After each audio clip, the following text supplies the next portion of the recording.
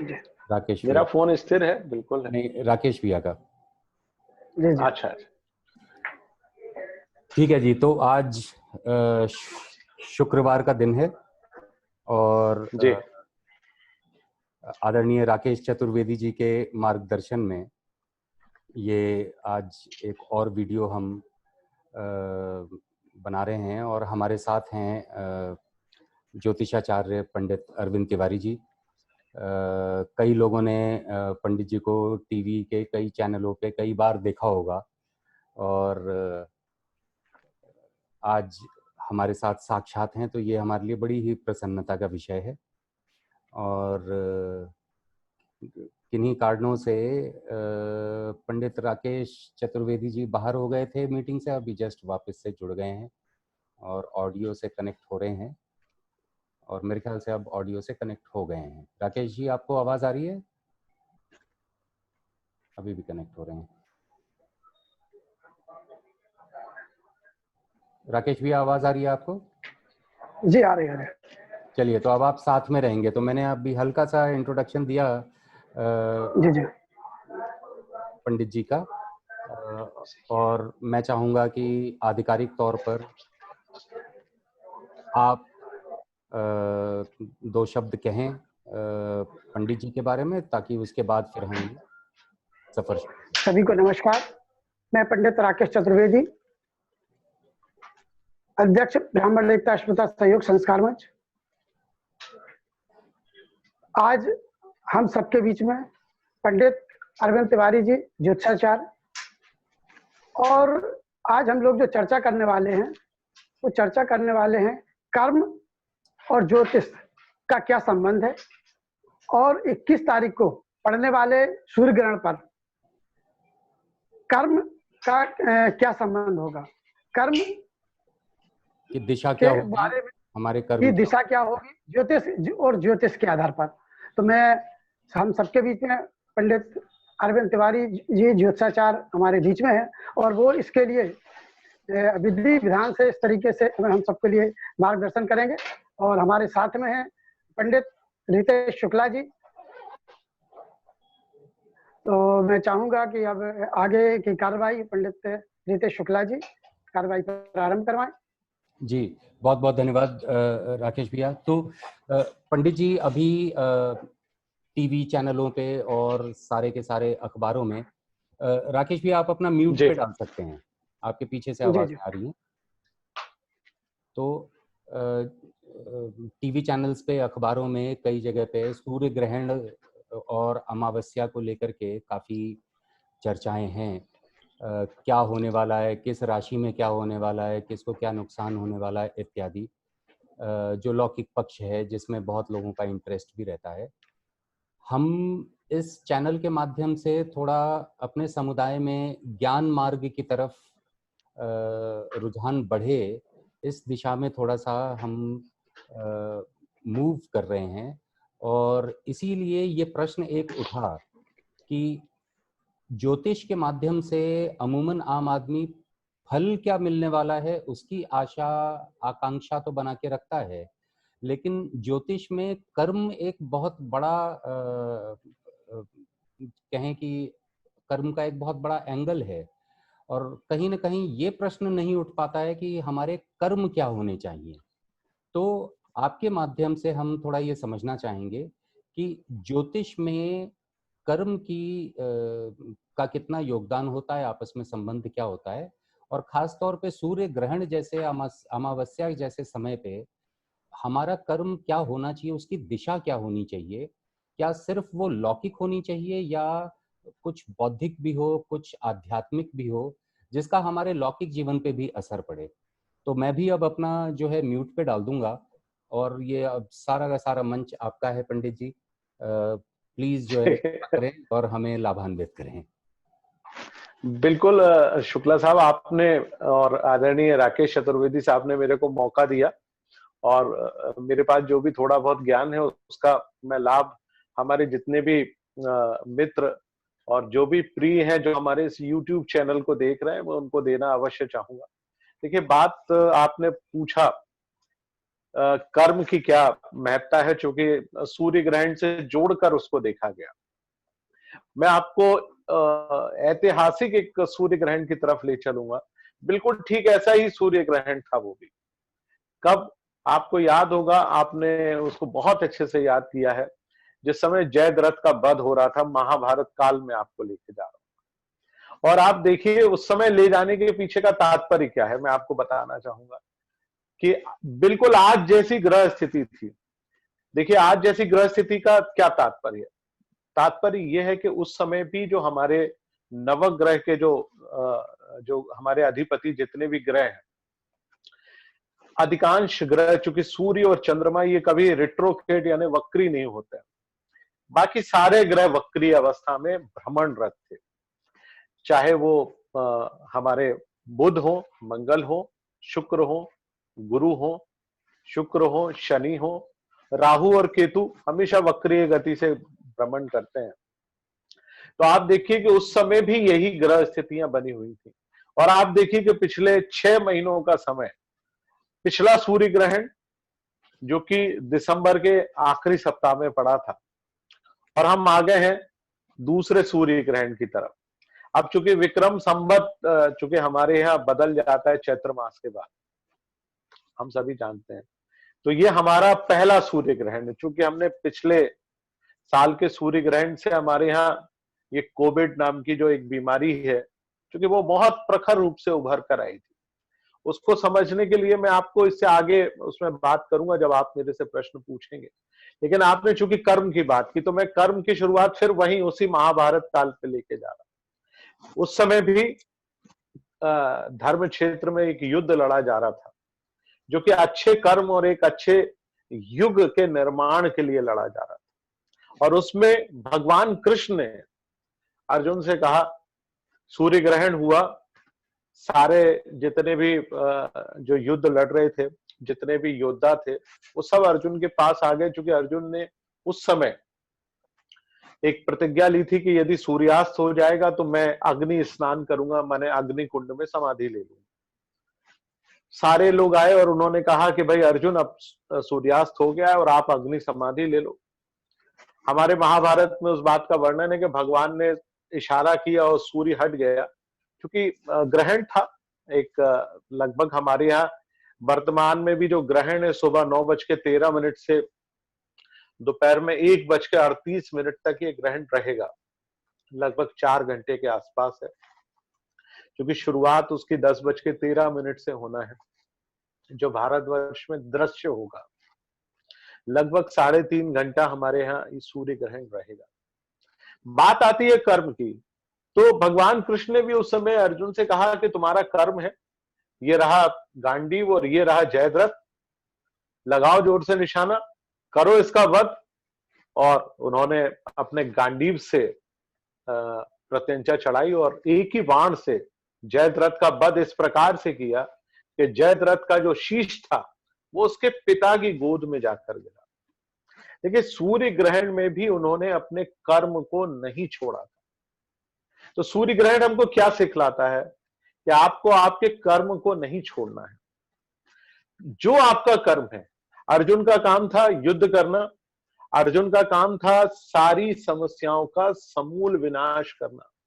तो ज्योतिष क्या सिखाता है, सूर्य ग्रहण क्या सिखाता है कि मनुष्य को अपने जीवन की जितनी भी समस्याएं हैं, अपने कर्म के द्वारा आपको उन समस्याओं का समाधान करना है। तो आपको आपके जीवन का समस्याओं का समाधान करना है। समस्याएं क्या है?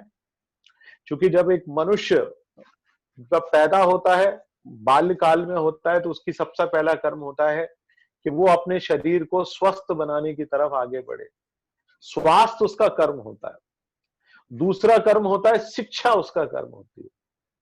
जब वो बाल्यकाल से अपनी युवा अवस्था की तरफ आगे बढ़ता है, महाविद्यालयीन शिक्षा को ग्रहण करता है, तो उसके सामने करियर, माने उसको अपना एक करियर बनाना होता है, वो भी एक कर्म होता है। मैं उसको ज्योतिष में भी अभी लेकर आऊंगा, लेकिन मैं मनुष्य का एक जो जीवन है उसको क्या कर्म करना चाहिए वो मैं आपको बतलाना चाहूंगा। वहां से उसको अपने करियर को लेकर आगे बढ़ना होता है। कई मामलों में लोग करियर बना लेते हैं, नौकरी करते हैं, व्यापार करते हैं, व्यवसाय करते हैं, जो कर्म वो कर सकते हैं। इसके बाद जब मनुष्य विवाह कर लेता है अपने, और विवाह के बाद आगे बढ़ता है, तो उसको अपने परिवार को पालना होता है। तो परिवार का पालन पोषण करना भी उसका एक कर्म होता है। तो ये कर्म है।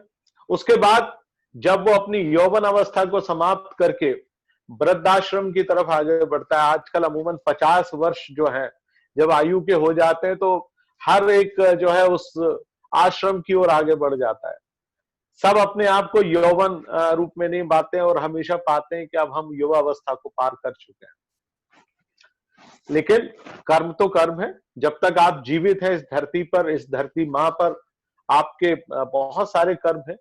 प्रकृति के प्रति भी आपके कर्म है, क्योंकि प्रकृति को भी आपको पालन पोषण करना है, उसका भी संरक्षण करना है, वो भी आपका एक कर्म है। आपके आसपास जितने भी लोग हैं उनको किसी न किसी प्रकार से सहयोग करना भी आपका कर्म है।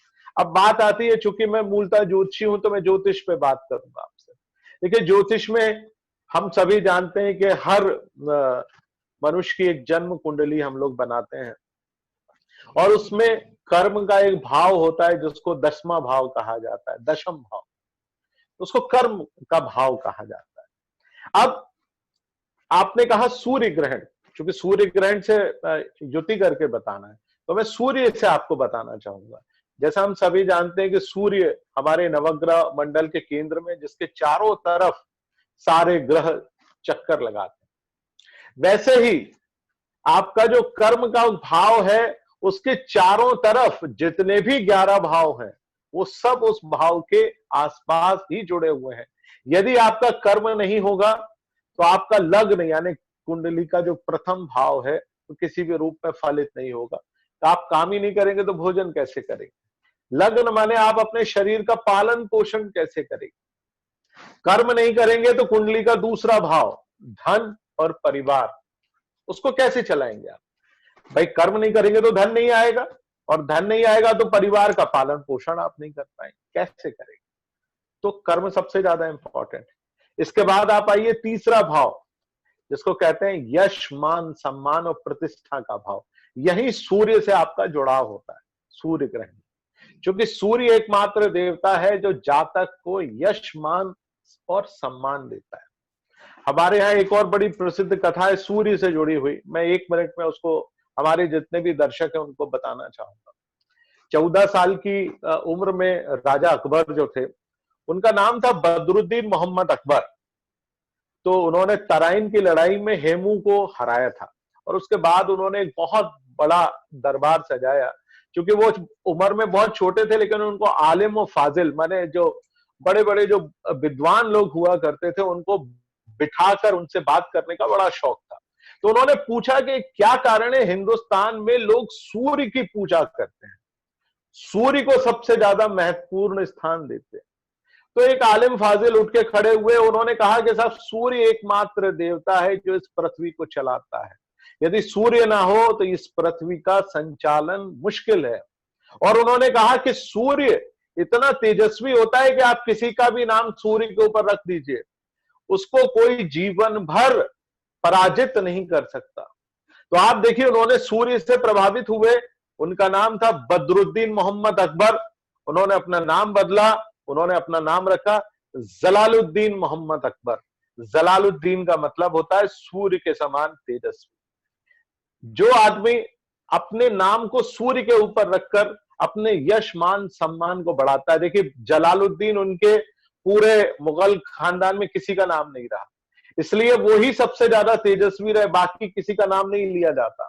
ठीक है, शाहजहां ने कब्जा कर लिया और ताजमहल बना दिया, जो भी किया वो इतिहास में है और उसकी खोज इतिहासकार करेंगे हमारे, लेकिन सूर्य के नाम ने अकबर को आगे बढ़ाया।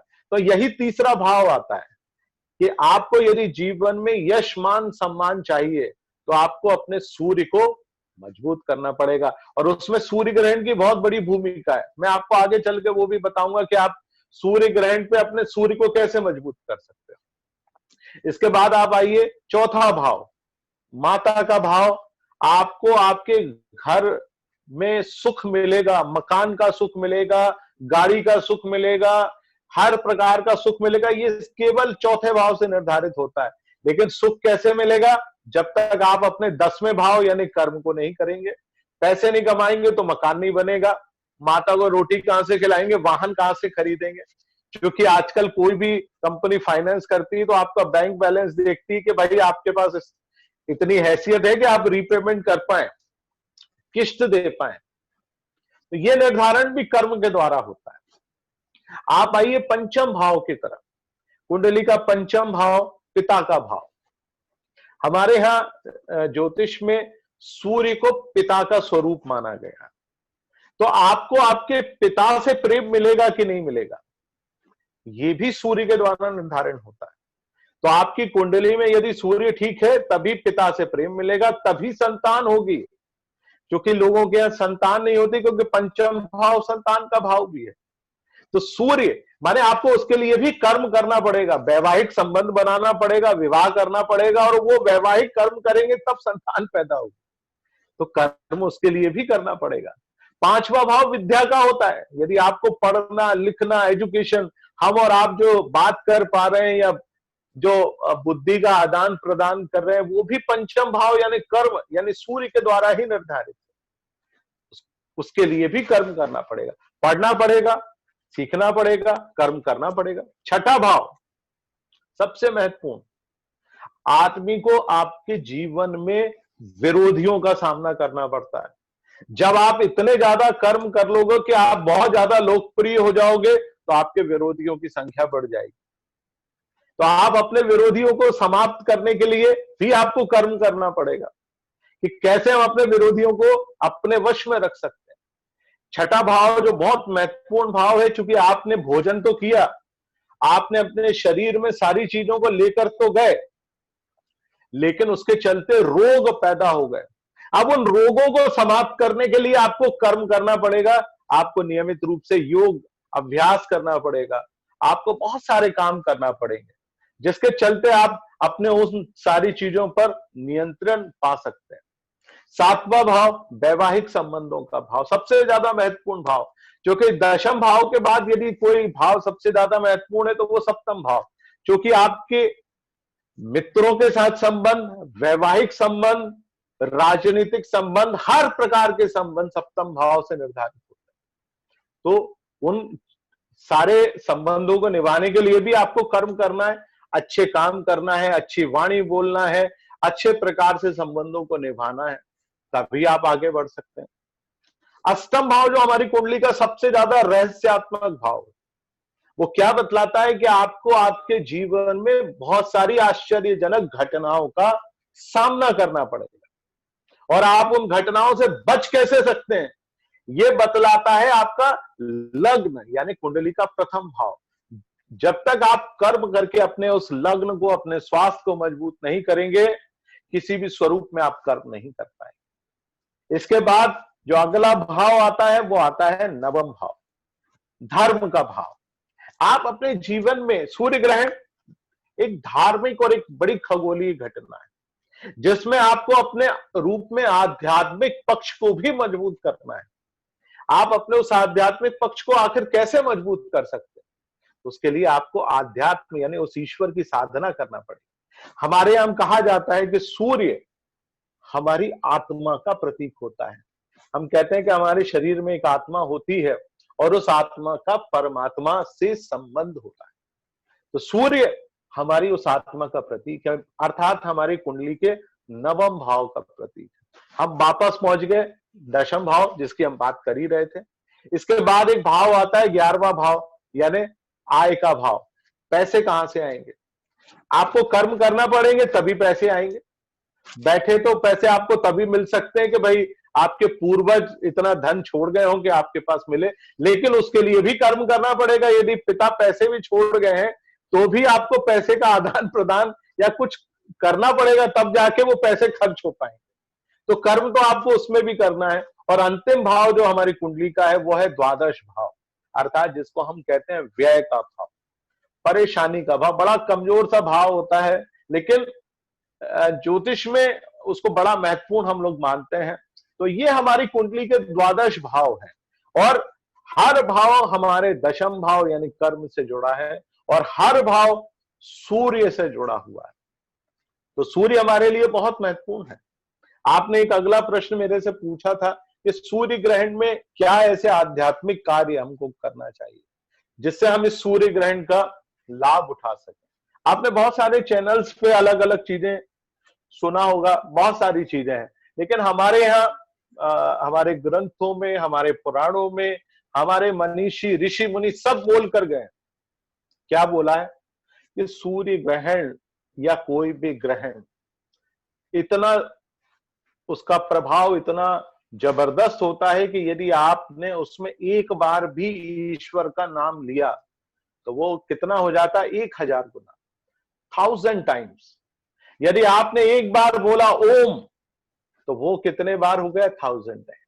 तो आपने अपने जीवन में जितने भी कोई ऐसे कर्म, हर मनुष्य, मैं हूं, आप हो या कोई भी हो इस संसार में, हर एक से गलतियां होती हैं, हर एक से कुछ ऐसे कर्म हो जाते हैं जिसके चलते मनुष्य बार बार अपने जीवन में परेशान होता है। तो ये काल है, आप इन ग्रहण काल में कुछ ऐसी साधनाएं कर सकते हैं, कुछ ऐसे पूजा पाठ कर सकते हैं जिससे आपके जीवन के जो पुराने दोष हैं, हम लोग चूंकि पुनर्जन्म में बड़ा विश्वास करते हैं, तो आपके जो पुनर्जन्म में या पुराने जितने भी दोष हैं, उन सारे दोषों का शमन इस ग्रहण काल में कर सकते हैं। कैसे करें? बहुत आसान है, मैं हमारे जितने भी दर्शक हैं उनको बताना चाहूंगा। देखिए, पुराने जन्मों के दोष को दूर करने का और उसके शमन करने का एकमात्र देवता है, और जिसका नाम है विष्णु, भगवान विष्णु। हम सभी जानते हैं, और भगवान विष्णु को प्रसन्न करने का जो साधन, जो उपाय आपको आता है, आप उसको अवश्य करें। तो कैसे आपको करना है? आप, बहुत सारे हमारे यहाँ मंत्र हैं, आप उन मंत्रों का जाप कर सकते हैं। तो जाप किन मंत्रों का करना है? भगवान विष्णु का जो मंत्र है। लेकिन मैं एक साधारण से चीज, चूंकि बहुत सारे हमारे जो मित्र हैं, जो हमारे इस दर्शक है, जो हमारे इस कार्यक्रम को सुन रहे हैं, वो नहीं जानते। मार्केट में एक बहुत सुंदर सी पुस्तक आती है, नित्य कर्म पूजा प्रकाश, आप उसको ले लीजिए।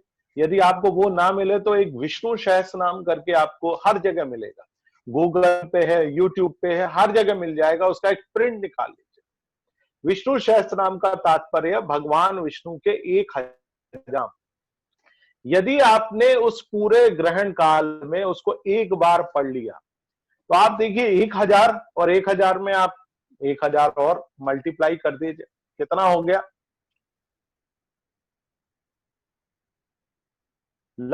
आपने अपने जो आपके जो ऐसे कर्म थे जिसके चलते आप परेशान रहे, उन परेशानियों को आप कितना, केवल 10 मिनट में समाप्त कर सकते हैं।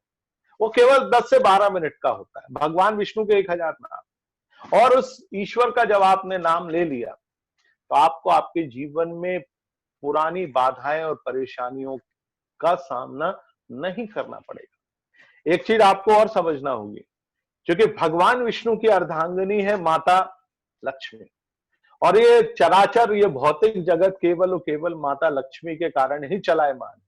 जिसके पास लक्ष्मी नहीं है उसके पास कुछ नहीं है। तो आप साथ साथ एक और काम कर सकते हैं। माता लक्ष्मी का एक बहुत सुंदर सा स्तोत्र है, 16 मंत्रों का है, जिसको हम कहते हैं श्री सूक्त के नाम से जानते हैं। यदि आप संस्कृत नहीं जानते तो आप माता लक्ष्मी का 3 अक्षरों का एक बीज मंत्र है, आप उसका भी जाप कर सकते हैं। क्या है? बहुत साधारण है, ओम ऐम श्रीम। ये बहुत सुंदर सा